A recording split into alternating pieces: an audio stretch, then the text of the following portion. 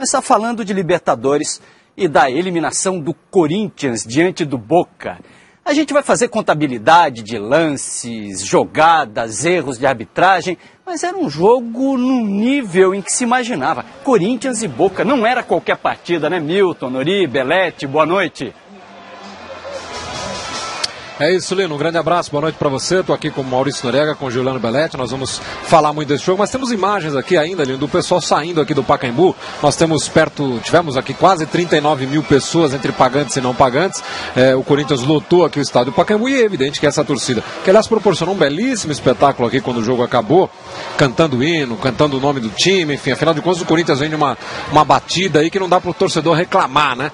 Ganhou Libertadores, já tinha ganho Brasileiro, ganhou Mundial, está na final do Campeonato Paulista, mas hoje acaba sendo eliminado da Libertadores e o torcedor está ganhando aí a praça Charles Miller, indo embora para casa, evidentemente com a cabeça inchada. Aliás, curioso, né? Porque aqui em São Paulo nós tivemos semana passada palmeirenses e corintianos tripudiando os são paulinos que foram eliminados na semana passada. Ontem os corintianos tripudiaram o Palmeiras que foi eliminado aqui mesmo no Pacaembu e hoje todo mundo está tripudiando os corintianos que foram eliminados aqui, ou seja, o futebol de São Paulo, que tinha 3 representantes, já não tem mais nenhum na Libertadores. Num jogo, né, Noriega e Belete, que teve 2 momentos diferentes, né? Um primeiro tempo que o Corinthians claramente estava nervoso, estava apressado, jogou mal.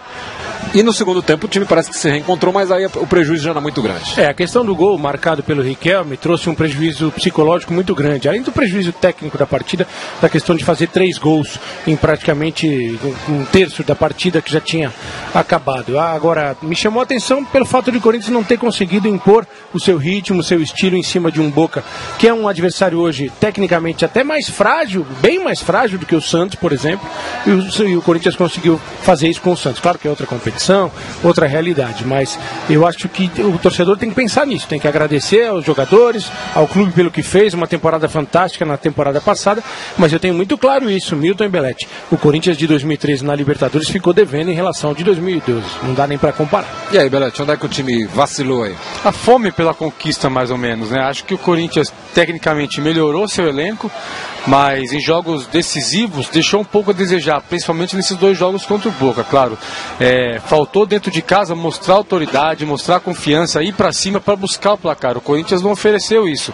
Começou meio nervoso a partida de hoje, o Boca soube ler a partida, fechou, esperou o momento certo para o Riquelme decidir a partida, foi por isso que ele jogou, foi escalado pelo Bianchi para usar inteligência, experiência, e num baita chute que ele acertou, ou cruzamento, a gente nunca vai saber, ele conseguiu colocar o Boca à frente, que a partir daí foi só administrar mesmo. Quase tudo que o Boca fez de perigoso passou pelos pés dele. Vimos aí uma tentativa de cruzamento ou chute.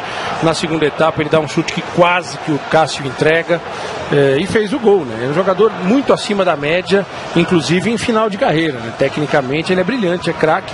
E aí a polêmica do pênalti, que é a certeza do pênalti na repetição, mas a dúvida se o árbitro viu ou não pelo posicionamento do árbitro. E até o Corinthians teve muita posse de bola durante a partida. A gente pode até ver que teve muitos melhores momentos a favor do Corinthians, mas que faltava aquele último passe para consagrar, né? A gente viu agora aí o Romarinho marcando o gol, que ele estava em posição legal.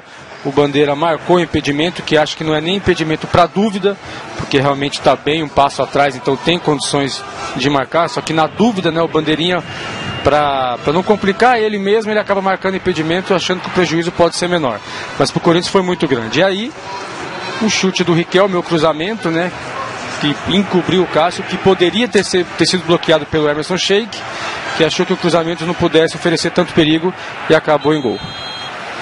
Isso tudo no primeiro tempo, onde o Corinthians não só não jogou bem, mas era um time nervoso, né? Apressado, né? Queria com 10 minutos de jogo, já queria bater lateral rápido, enfim. O Corinthians estava fazendo tudo aquilo que pregou que não faria, né, nos últimos dias, que era ter essa pressa, essa ansiedade para resolver o jogo, né? É um daqueles sinais clássicos que a gente percebe no atleta quando ele está nervoso. Quer cobrar a falta muito rápido, vai lá, empurra o adversário, começa a reclamar, dá um bico na bola quando é marcada uma infração contrária.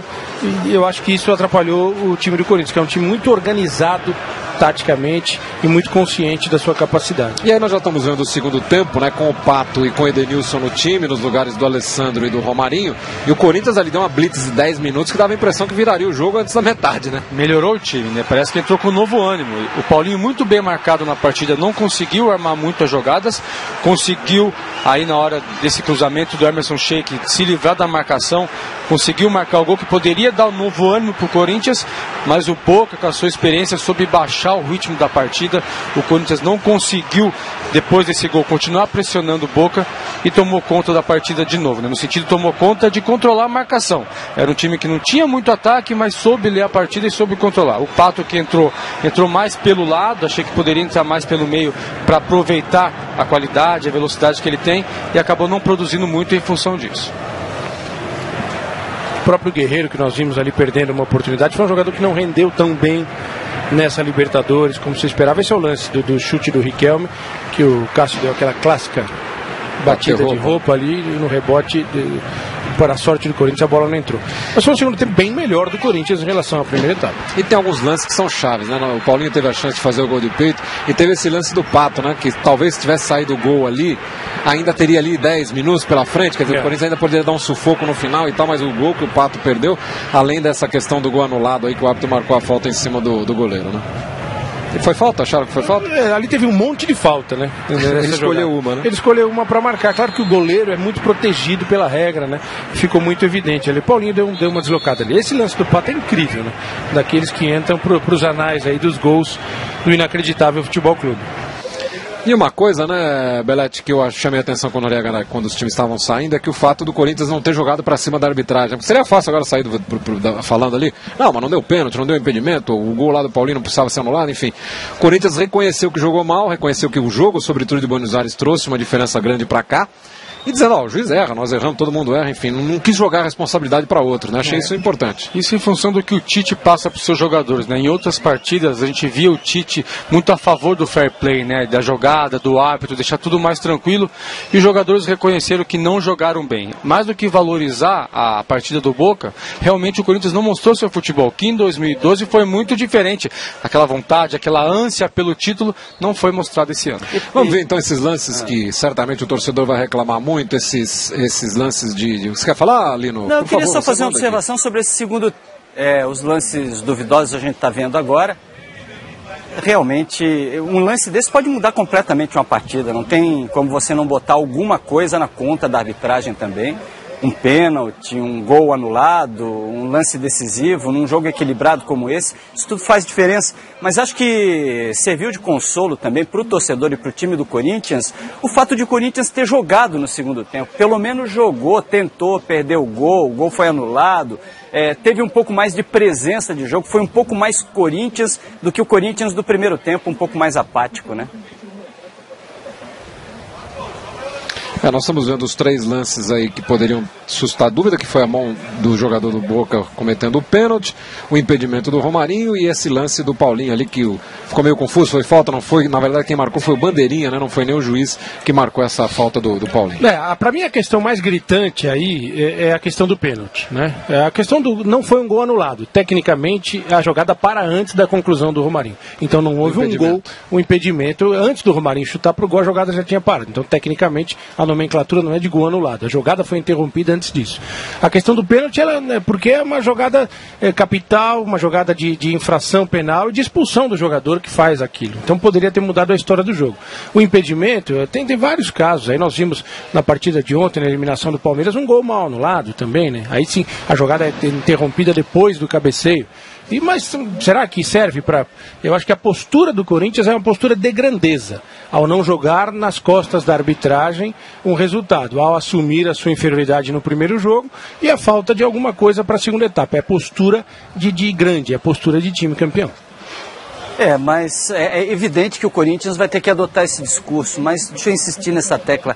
Uma coisinha na conta da arbitragem dá pra gente colocar, assim, pelo menos pelos lances do primeiro tempo. Só fazer uma pergunta pra você sobre outra coisa, mudando essa página de arbitragem que não vai resolver coisíssima nenhuma. Vocês acham que encerra algum tipo de ciclo no Corinthians? De alguma forma o Corinthians vira alguma página? Claro que tem a final do Campeonato Paulista agora, claro que o Corinthians ainda tem uma sequência de trabalho de Campeonato Brasileiro, retomada de Copa do Brasil depois, mas vejam bem, encerrou Libertadores, tem meio de ano, tem janela europeia, tem possibilidade de renovação agora de ciclo, alguns ciclos se interrompem e não vai ter Libertadores depois no segundo semestre. O Corinthians vira alguma página? Precisa parar para repensar elenco? Repensar alguma coisa agora? O elenco está melhor, na minha opinião, com as contratações que foram feitas. Eu acho, como eu jogador falando, o principal problema de uma equipe é a acomodação. Então, às vezes, a conquista de muitos títulos atrapalha, é até difícil para o treinador controlar isso, atrapalha um pouco a motivação, a vontade de conquistar novas coisas. O Tite tem que trabalhar muito e já trabalha, mas não tem sido o suficiente. Então, com uma derrota como essa, quem sabe, pode dar um novo ânimo para se buscar, porque você sente na pele como é perder uma partida importante. Nenhum jogador gosta de perder.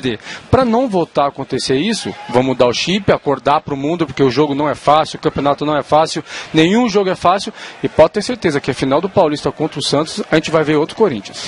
Eu acho que o Corinthians precisa, como qualquer equipe, de uma reciclagem, não agora, tem que esperar o Campeonato Paulista, e precisa se reforçar. O banco que o Corinthians tem não é um banco fantástico, né? O Corinthians carece de opções de velocidade para o ataque, por exemplo, embora tenha o Pato que reclamou aqui ao final do jogo, educadamente. Acho que ele deveria jogar mais, que ele voltou ao Brasil para jogar e poderia ter jogado mais. O Corinthians precisa, eu acho que, reforçar suas laterais. O Corinthians não tem laterais contundentes, são bons laterais taticamente, mas que ofensivamente, em jogos complicados, com marcação forte de meio campo e de ataque, eles deixam a desejar. E falta ao Corinthians, pela organização tática que tem, pela força que tem como equipe, eu acho que um jogador diferente no meio campo, na organização das jogadas, o pensador. O Corinthians foi atrás do Douglas para isso, mas o Douglas, nessa segunda etapa dele no Corinthians, ele não conseguiu exercer essa função de grande armador. E há uma expectativa, né, Lino, você sabe melhor que a gente, de que o Corinthians perca alguns jogadores nessa janela de meio de ano. Fala-se sobretudo do Paulinho, que hoje é um jogador de seleção brasileira, e já se especula sobre o Ralf, né? Tanto que o Corinthians anunciou hoje a contratação do Maldonado, aquele Maldonado de Santos, de São Paulo, de Cruzeiro, de Flamengo, enfim, de seleção de Chile, já talvez pensando numa possível saída do Ralf. Então é muito possível que o Corinthians ainda perca alguns jogadores nessa janela, e aí teria que forçar realmente uma renovação ainda maior, né?